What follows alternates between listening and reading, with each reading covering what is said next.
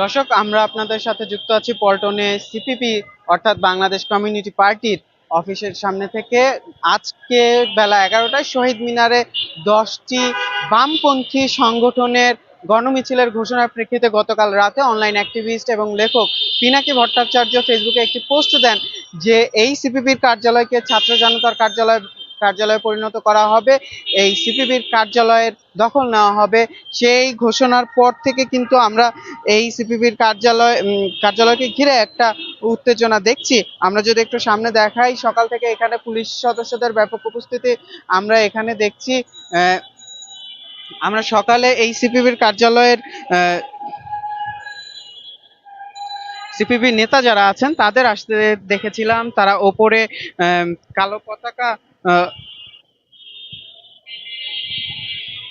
কালো পতাকা উত্তোলন করেছে আমরা দেখেছি। আমরা যদি একটু ক্যামেরাটা ওপরে ঘুরিয়ে দেখানোর চেষ্টা করি তাহলে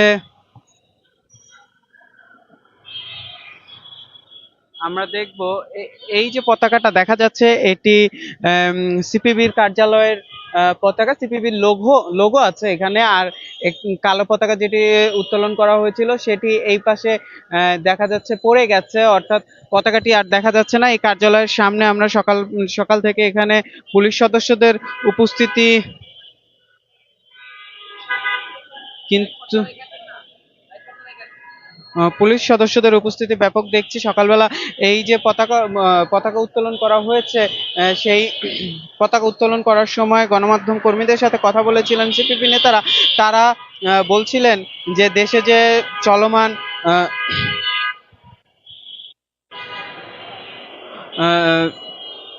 ধর্ষণ কাণ্ড এবং এর যে সংখ্যা বেড়ে যাওয়া, এর বিরুদ্ধে তারা এই আন্দোলন গড়ে তুলবেন এবং এই যে গণমিছিল, সেই গণমিছিলের ডাক দিয়েছেন সিপিবি বাংলাদেশ কমিউনিস্ট পার্টি। তারা লেনিন এবং মার্ক্সবাদী অবিভক্ত বাংলার যদি একটু সিপিবির ইতিহাস সম্পর্কে একটু আপনাদের জানাই। অবিভক্ত ভারতবর্ষের যে কমিউনিস্ট পার্টি যেটা ছিল তাদেরই উত্তরাধিকার এই সিপিবি বাংলাদেশ কমিউনিস্ট পার্টি। তারা বামপন্থী রাজনীতি করে থাকে। আমরা দেখছি এখানে পুলিশ কর্মকর্তা যিনি আছেন তিনি কথা বলছেন। আমরা একটু তার কাছে যাওয়ার চেষ্টা করব।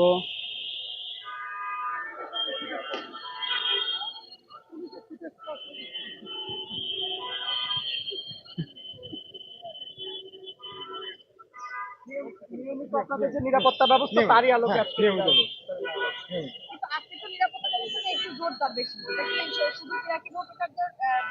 না না এরকম কোনো আপনার এরকম কোনো কিছু ভাবার কিছু নাই। আমরা রেগুলার অ্যাক্টিভিটিসে আছে, অনেক ধরনের ইন্টেল থাকে। আপনারা জানেন আমাদের এখানে আরো অনেক গেস্ট টেস্ট অনেক কিছুই আছেন, তো সেসব ক্ষেত্রে অন্য কোনো কিছু না, নর্মাল নর্মাল বিষয়। এখানে এখানে না না কোনো শঙ্কা নেই, কোনো শঙ্কার কিছু নেই, আলহামদুলিল্লাহ everything is calm and quiet. হ্যাঁ, কোনো চাপ নো কোনো চাপ ভোগ করছে না। আপনারা নিজেরাই দেখছেন সবাই খুব উৎফুল্ল আছেন। সেটা পরিস্থিতি অনুযায়ী ব্যবস্থা নেওয়া হবে, সিচুয়েশন অনুযায়ী অ্যাডভান্স ব্যবস্থা। না না এরকম কোনো কিছু এরকম কিছু নেই। Thank you thank you. আমরা যেই পুলিশ কর্মকর্তা যিনি আছেন এখানে, ঊর্ধ্বতন পুলিশ কর্মকর্তা আছেন, তিনি খুব সম্ভবত একজন পরিদর্শক র্যাঙ্কের কর্মকর্তা। তার সাথে আমরা কথা বলছিলাম। তিনি জানাচ্ছিলেন যে এই যে আজকের যে নিরাপত্তা ব্যবস্থা সেটি অন্যান্য দিনের মতো স্বাভাবিক নিরাপত্তা ব্যবস্থাই। তবে আমরা কিন্তু দেখছি যে নিরাপত্তা ব্যবস্থা আসলে এই সিপিবির কার্যালয়কে কেন্দ্র করে আজকে নিরাপত্তা ব্যবস্থা একটু বেশি জোরদার করা হয়েছে। যে পিনাকি ভট্টাচার্যের ঘোষণার পরে, অনলাইন অ্যাক্টিভিস্ট পিনাকি ভট্টাচার্যের ঘোষণার পরে যেই সংখ্যা সিপিবির কার্যালয়ে আক্রমণের আমরা দেখছি, একটি মিছিল আসছে এদিকে, আমরা শব্দ শুনতে পাচ্ছি। ঠিক কাদের মিছিল, কারা মিছিলটি নিয়ে এগিয়ে আসছে সেটি আমরা বলতে পারছি না। একটি মিছিল এখানে আসছে, আমরা শব্দ শুনছি। ঠিক মিছিলটি কাদের সেটি এখন পর্যন্ত আমরা নিশ্চিত না। এখানে যে গাড়িগুলো আছে সেই গাড়িগুলো সরিয়ে নেওয়া হচ্ছে। আমরা একটু উপরের দিকে।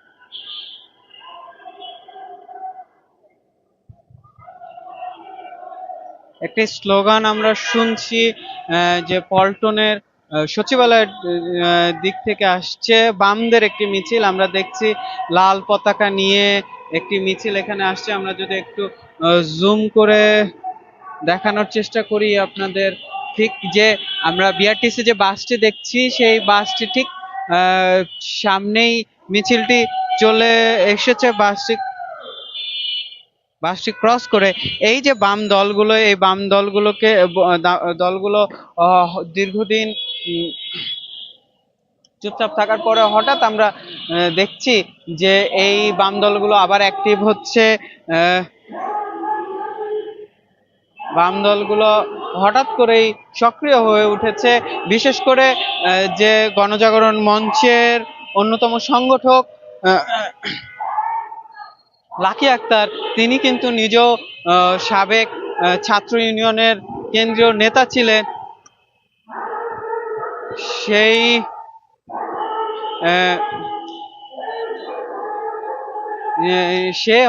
সে হঠাৎ করে গণমাধ্যমের সামনে আসা এবং তার নেতৃত্বে মিছিল বের হওয়ার পর কিন্তু এই যে বামদের আমরা বেশ সক্রিয় হয়ে উঠতে দেখছি এবং বাম বিরোধী যারা আছেন তা ইনকিলাব মঞ্চ, তারপরে অন্যান্য যে দলগুলো আছে, সংগঠনগুলো আছে, তারা কিন্তু বেশ অ্যাক্টিভ হয়ে উঠেছে। আমরা দেখছি মিছিলটি এখানে থেমে গেছে। আমরা আবার একটু যে সিপিবির কার্যালয়, সেই সিপিবির কার্যালয়ের সামনে যাব। আপনাদের যেমনটা দেখাচ্ছিলাম যে পুলিশ সদস্যদের যে উপস্থিতি এবং নিরাপত্তার যে কড়াকড়ি, সেটি একটু আপনাদের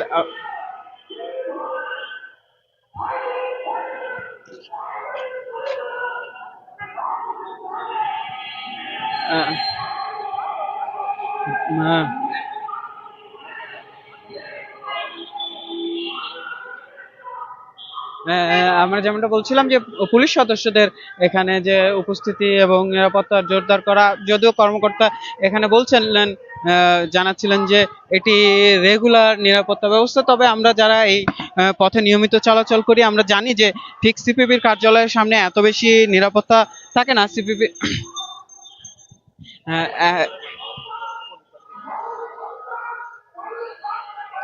এত বেশি নিরাপত্তা থাকে না। এটা এছাড়া তার সাথে আমরা তাকে আমরা জিজ্ঞেস করেছি যে কোনো শঙ্কা আছে কিনা, সেই ব্যাপারেও তিনি জানিয়েছেন যে না, কোনো এমন কোনো শঙ্কা নেই যে কার্যালয়ে, সিপিবির কার্যালয়ে আক্রমণের হামলার এমন কোনো শঙ্কা নেই। তবে তাকে প্রশ্ন করা হয়েছে যে যদি এমন কোনো ঘটনা ঘটে তাহলে তারা কি প্রস্তুত কিনা। তিনি আমাদের জানিয়েছেন পরিস্থিতি অনুযায়ী তারা যথাযথ ব্যবস্থা নিতে প্রস্তুত।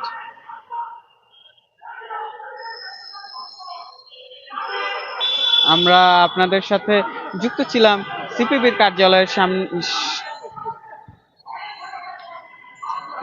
সামনে থেকে। এই ছিল আমার কাছে সিপিবির কার্যালয়ের সামনে থেকে সর্বশেষ। এতক্ষণ আমাদের সাথে থাকার জন্য ধন্যবাদ। নন্দন টিভির ইউটিউব চ্যানেলটি সাবস্ক্রাইব করতে ভুলবেন না, ফেসবুক পেজটি লাইক করতে ভুলবেন না।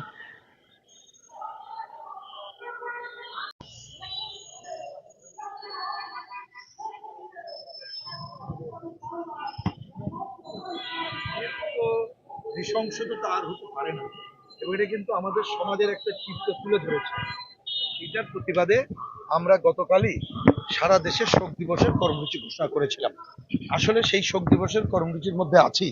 আপনারা দেখতে পাচ্ছেন আজ সকালে আমাদের কমরেডরা পার্টির কার্যালয়ে সমবেত হয়েছে এবং কেন্দ্রীয় কার্যালয়ে কালো পতাকা উঠছে এবং ইতিমধ্যে সারা দেশেই কালো পতাকা উত্তোলিত হয়েছে এবং বিকালে আমাদের শোক মিছিল হবে। আমরা এই কর্মসূচিতেই ব্যস্ত আছি প্রধানত। এর মাঝে আমরা যে ঘটনা দেখলাম, আমরা আসলে এইটাকে বিশেষ কোনো ঘটনা হিসাবেই ধরতে চাই না, কারণ আমরা মনে করি যে বাংলাদেশের একটা মুক্তিযুদ্ধের মধ্য দিয়ে এটা বাংলাদেশ অর্জন করেছি এবং আমাদের গণতন্ত্র এটা সংরক্ষিত হয়নি, শোষণমুক্ত বাংলাদেশ করতে পারেনি, যার জন্য 90 একটা গণঅভ্যুত্থান করতে হয়েছে, 2024-এও একটা গণঅভ্যুত্থান করেছি। সুতরাং এক একটা গণঅভ্যুত্থানের পরে আমরা জানি নানা গ্রুপ তার প্রকৃত উদ্দেশ্যকে অন্য খাতে নেয়ার প্রচেষ্টা চালাতে পারে, কিন্তু আমরা দেখেছি বরাবর দেশবাসী রুখে দাঁড়িয়েছে। আর নীতিনিষ্ঠ দল হিসাবে বাংলাদেশের কমিউনিস্ট পার্টি নিজের কাজটাকেই প্রাধান্য দিচ্ছে, এই গণতন্ত্রের সংগ্রাম যাতে অব্যাহত থাকে সেটাই করার পথে আমরা আছি। এবং আজকে আমাদের যে বিশেষ দিন, যার কোনো আসিয়ার ঘটনা যাতে বাংলাদেশে না ঘটে, আর কোনো ধর্ষণের ঘটনা যাতে না ঘটে, আর কোনো আমাদের এ ধরনের বোনের উপরে অত্যাচার হয়েছে বা কন্যা সমতুল্য কারোর উপরে অত্যাচার হয়েছে এটা নিয়ে যাতে মাঠে না নামতে হয়, সেইটা আমরা করব এবং গণতন্ত্রের অগ্রযাত্রা যাতে অব্যাহত থাকে সেই কাজটি করব। সুতরাং অন্য কে কি করলো না করলো এটা আমাদের দেখার ব্যাপার না। আমরা মনে করি আপনারাই জানিয়েছেন, আমিও দেখতে পাচ্ছি এখানে প্রশাসনের পুলিশ আইন শৃঙ্খলা বাহিনীর ব্যাপক উপস্থিতি। এ ধরনের কেউ যদি কোনো আইন শৃঙ্খলা পরিস্থিতির অবনতি ঘটাতে চায়, আমি আশা করব এ ব্যাপারে সরকারই তারা তাদের দায়িত্ব পালন করবে, এটাই যথেষ্ট। এবং সেই সাথে এমন একটি ঘটনা আতঙ্ক তৈরি করে কিনা সাধারণ মানুষ? আমাকে যদি বলেন সেটা আমি আপনাদেরকে বলবো, যেটা সাধারণ মানুষকে জিজ্ঞেস করলেই ভালো। কারণ আপনি ঠিকই বলেছেন, জাতিসংঘের মহাসচিব বাংলাদেশে অবস্থান করছে এবং আজকে সেখানেও আমাদের পার্টির কেউ আমরাও আমন্ত্রিত ওনার সাথে একসাথে ইফতার অনুষ্ঠানে, আমাদের সেই কর্মসূচিতে আমরা অংশ নেব। সুতরাং এই সময়ে জাতিসংঘের তো একটা গুরুত্বপূর্ণ ভূমিকা। তবে আমি মনে করি এই বিষয়টি সাধারণ মানুষকে জিজ্ঞেস করাই ভালো এবং এ ব্যাপারে সরকারই তার বক্তব্য তুলে ধরতে পারবে। কিন্তু আমরা মনে করি যে আমরা আমাদের যে কর্মকাণ্ডে আছি সেটাই আমরা প্রাধান্য দিচ্ছি। সিপিবির অফিস ঘেরাও, এই বিষয়টা আপনারা অফিস ঘেরাও কেমন দেখছেন? এইটা এরকমের আচ্ছা, প্রথম কথা বলি যে এটা জানেন আপনারা, আমি ঠিক জানি না জানেন কিনা জানি না, যে একসময় এটা তো আমাদের একটা হলুদ বিল্ডিং ছিল। তখন এই যে আমরা এরশাদ বিরোধী যুদ্ধের পরে যত আন্দোলন, এইখানে বাংলাদেশের এমন কোন নেতা নেত্রী নাই যিনি এসে কমিউনিস্ট পার্টি অফিসের লাল চা খায়। সেই ঐতিহাসিক ভবনকে আমরা এখন একটু বড় করে নাম দিয়েছি মুক্তি ভবন। এই মুক্তি ভবন কিন্তু উগ্রপন্থীদের আক্রমণের শিকার এরপরেও হয়েছে। তা আমরা জানি যারা বাংলাদেশে গণতন্ত্রকে চায় না, গণতন্ত্র নিরাপদ করতে চায় না, যারা মুক্তিযুদ্ধ বিরোধী শক্তি, যারা এমনকি প্রশ্নবিদ্ধ করতে চায়, তারা এই ধরনের কোন ধরনের কি বলবো যে প্রচেষ্টা নিতে পারে, কিন্তু সেইটাকে আমি গুরুত্ব দিতে চাই না, আমি মোটেই আমলে নিতে চাই না। এই জন্য, কারণ এটা মনে করি মুক্তি ভবন এই নামটা কিন্তু আমরা সিপিবি ভবন বলিনি, এটা হচ্ছে মুক্তি ভবন, এটা হচ্ছে মানুষের মুক্তির ঠিকানা। সুতরাং এটা বাংলাদেশের মানুষের সম্পদ এবং বিশেষ করে গরিব মেহনতি মানুষের সম্পদ, এটা তারাই যথেষ্ট এই ভবন রক্ষার জন্য। 24-এর গণঅভ্যুত্থানের একজন যোদ্ধা এবং আপনি কিন্তু টানা 16 বছর কিন্তু সরকারের অন্যায় অবিচারের কথা কিন্তু সবসময় বলে আসছে। আপনার সংগঠনের উপর কেন এই ধরনের দায় কেন আসছে? মানে আপনি তো মাঠের সৈনিক, আমরা তো জানি।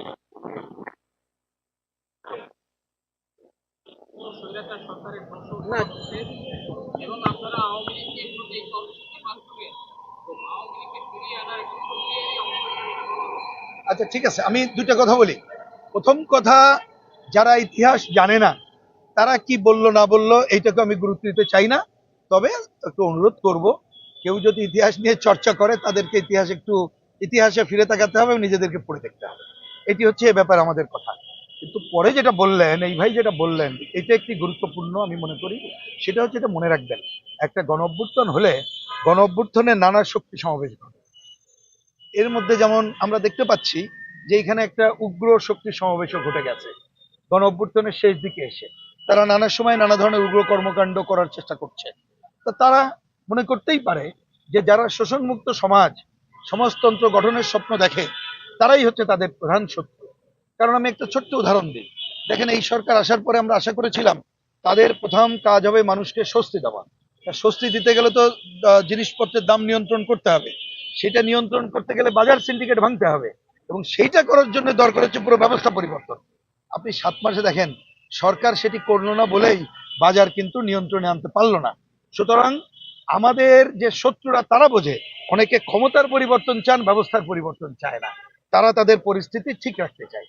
কিন্তু একমাত্রই বামপন্থী এবং কমিউনিস্টরা জনগণের মুক্তির জন্য কথা বলে। এই জন্য আমরা জানি এইবারের গণঅভ্যুত্থানে এই ধরনের কতগুলো উগ্রপন্থী শক্তি তারা কিন্তু অনেক সময় তারা সামনে এসেছে, বিশেষ করে এই গণঅভ্যুত্থানের শেষ দিকে এসে। কিন্তু আপনারা ঠিকই বলেছেন, গণঅভ্যুত্থান তো খালি 36 দিনের না। আপনাদের নিশ্চয়ই মনে থাকার কথা 14 সালের নির্বাচন থেকে শুরু করে তারপরে 18-র নির্বাচন এবং এরপরেই আপনারা অনেকেই সাক্ষী, বাংলাদেশে কমিউনিস্ট পার্টি এবং বামপন্থীরা যে ভূমিকা নিয়েছে তৎকালীন এই সরকারের পদত্যাগ এবং গ্রহণযোগ্য নির্বাচনের দাবিতে, বাংলাদেশে অনেকে তখনও সাহস দেখায়নি। এখন অনেকে তরুণ আছে, তাদের প্রতি আমার মাঝে মধ্যে একটু মায়া হয়, তারা হয়তো ইতিহাস জানে না। তা অনুরোধ করব